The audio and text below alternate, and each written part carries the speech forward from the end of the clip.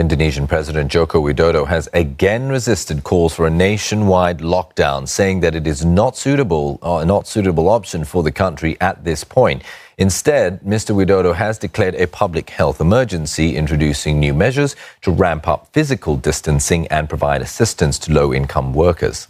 Well, the announcement was made as 114 more people were reported to be infected with COVID-19, bringing the country's total to more than 1,500 cases and 136 deaths. Officials in Jakarta reported that 282 people in the province have tested positive after rapid tests were carried out on more than 17,000 people. And for more, let's cross over now to our correspondent, Saiful Ismail, who is joining us this morning. So, Saiful, the government says that insists the lockdown is not on the cards right now. What are their main concerns, and will the latest measures be enough to stem the spread of the virus?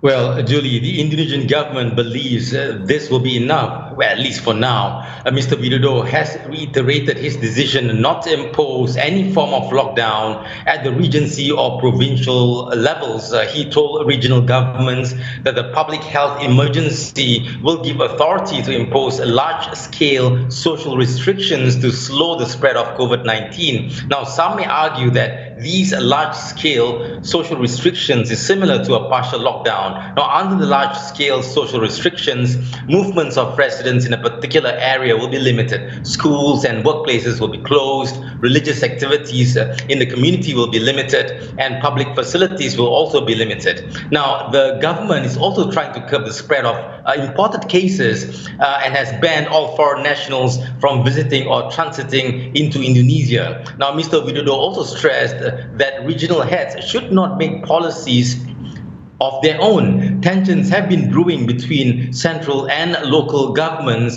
over different approaches to the outbreak. Now, Jakarta has already prepared a lockdown scenario, asking toll operators, city police, and the transportation agency to simulate a closure of all roads into and out of the capital. The city of Tegal in central Java is also closing its borders for 4 months until the end of July. Observers said the central government seemed to be more concerned about the wider implications of any lockdown policy, which will have social and economic ramifications, especially on the poorest society and small businesses. But local governments are more focused on exercising their authority to prevent the virus from entering or spreading within their respective areas.